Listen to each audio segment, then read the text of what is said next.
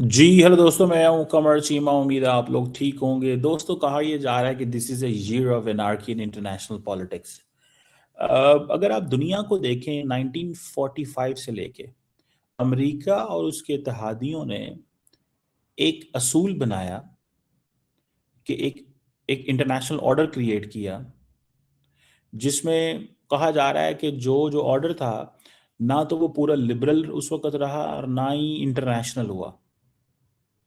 लेकिन उससे क्या हुआ कि there was a peace among the great powers. Great powers के दरमियान अमन आ गया। जो ऑर्डर आया था वो लिबरल नहीं था, पूरा इंटरनेशनल नहीं था, लेकिन पीस आ गया। ओपन ट्रेड की बात की, इंटरनेशनल कोऑपरेशन की बात की, दुनिया स्टेबल हो गई, प्रॉस्परस हो गई। यानी कि ये जो लॉन्ग टर्म पीस है, ये वो कहा जाता है कि this is not far away from anarchy.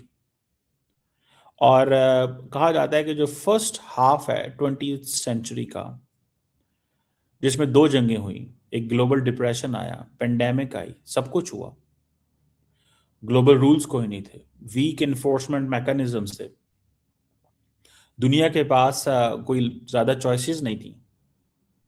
लेकिन अब देखें आप जाके तो आपको पता चलेगा, अब दुनिया जो है उस वक्त मिलिट्री प्रोजेक्ट कर रही थी अपने बॉर्डर्स के बियॉन्ड, और चीज़ें बहुत ज़्यादा ख़तरनाक थी, इंटरनेशनल डिसऑर्डर था एंड ऑल दैट। आज क्या हुआ है?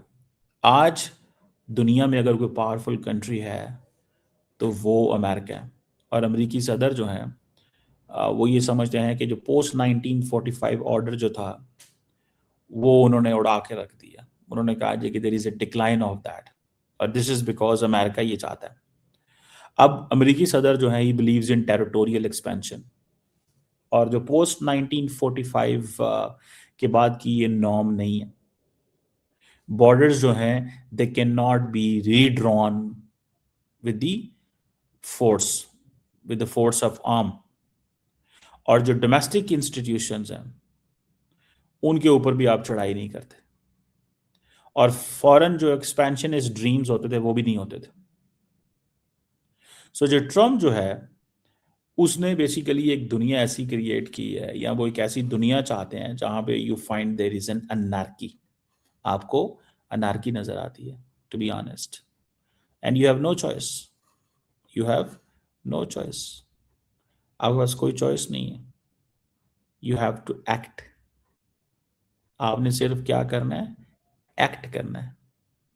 आप ये नहीं कह सकते कि हाँ जी, मैं ऐसे, मैं वैसे, मैं दिस, मैं that. No, no, you just have to act. और इसमें आप देखें कि आपको पता चलता है उस पर कि हाँ यार, ये तो मतलब हमने अब ट्रम्प जिस दुनिया की बुनियाद रख रहे हैं, ट्रम्प जिस दुनिया की बुनियाद रख रहे हैं, वो दुनिया जो है that is more, it seems के थोड़ी सी सबको परेशान कर देने वाली दुनिया की। नेटो जो है वो, उसका कोलैप्स जो है वो नजर आ रहा है आपको। नेटो का कोलैप्स नजर आ रहा है ना, दुनिया चीजें कोलैप्स कर रही हैं। अच्छा, फॉर एग्जांपल अगर मैं आपको बताऊं कि एक पॉलिटिकल फिलोसफर होते थे थॉमस हॉब्स। उन्होंने कहा था अ war of all against all, कि दुनिया जो है वो सॉवरन पावर जो है उनको चैलेंज नहीं किया जा सकता था, ना डोमेस्टिकली ना इंटरनेशनली। लेकिन अब आप देखें कि अब सिचुएशन इज डिफरेंट, कि दुनिया जो है वो ये समझ रही है कि मतलब there is a possibility of war.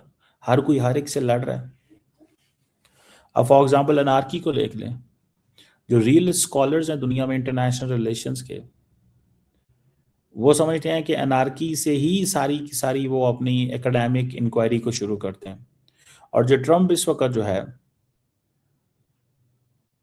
वो ये समझता है कि ये बेसिकली जो पॉलिसीज हैं वो इसको इस अंदाज से देखना है।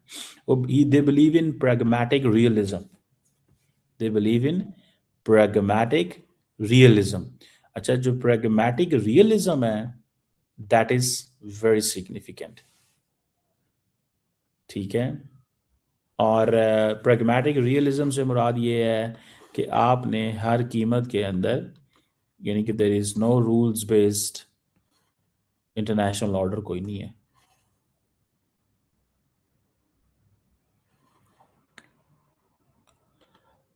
तो एक तो ये चीज़ हो गई। So there is a chaos हम देखते हैं।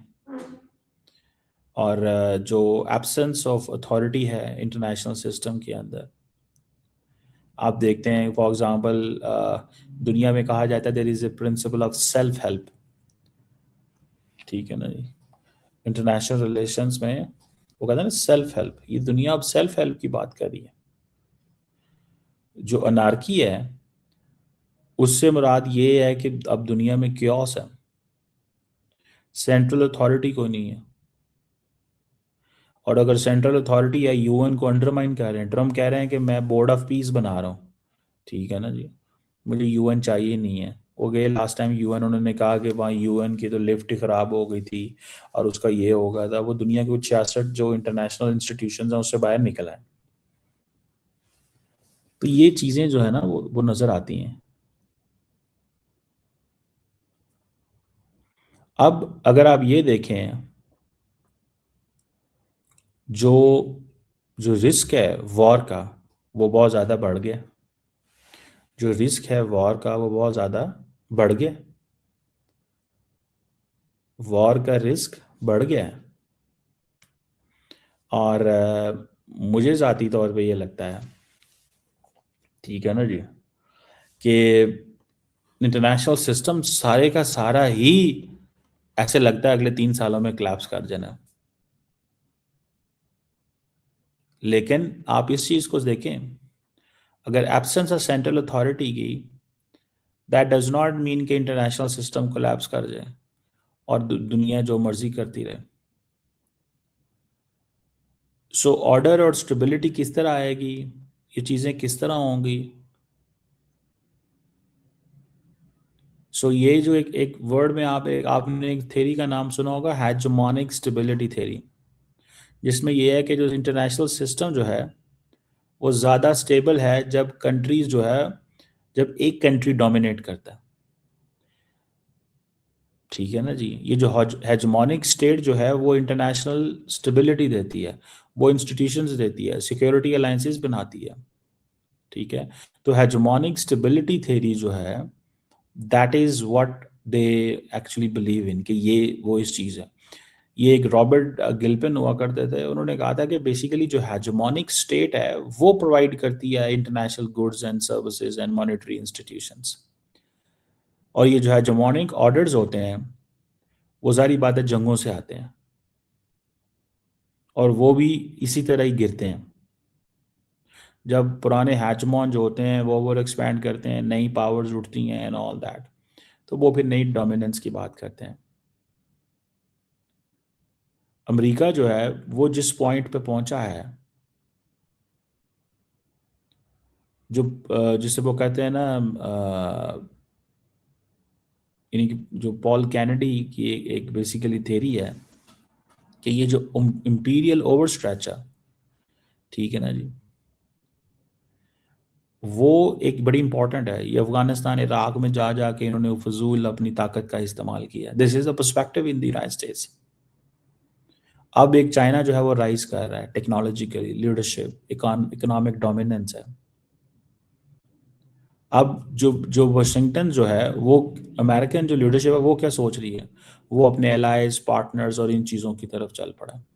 ट्रंप ये समझता है कि नहीं, अब मौका आ गया जंग का, विद इन एंड आउटसाइड। अब सवाल ये है कि ये काम जो है ये अमेरिकन कब तक करेंगे, क्या ये ट्रंप के बाद खत्म हो जाएगा या चलता रहेगा। ये एक इंपॉर्टेंट चीज़ है, क्योंकि ट्रंप तो जंगें बंद कराना चाहता है। ट्रंप के एलाइज मौजूद हैं, उसके पास एक कॉम्पिटेंट और डिप्लोमेटिक अपरेटस मौजूद है, और उसने अमेरिका की जो जिसे कहते हैं ना वो जो ग्रेट पावर का जो कंपटीशन है, ठीक है, उसके अंदर भी बहुत कुछ उसने वो किया है। सो बहरहाल ये चीज़ें हैं, ये जो फैक्टर्स हैं दे आर देयर। और hegemonic stability theory and hegemonic एक इंस्टेबिलिटी थ्योरी भी होती है, ठीक है। सो मुझे ऐसे लगता है व्हाट आई हैव रियलाइज्ड कि कहीं ना कहीं पे, कहीं ना कहीं पे जो अनार्की है वो नज़र आ रही है आपको, लेकिन यू डोंट हैव अ वे कि इसको ठीक कैसे करना है। सो वो जो पीस थ्रू स्ट्रेंथ की बात करते हैं और जो अपनी फॉरेन पॉलिसी जो है उसको जो एक फ्लेक्सिबल रियलिज्म की बात करता है, ठीक है ना जी, फ्लेक्सिबल रियलिज्म।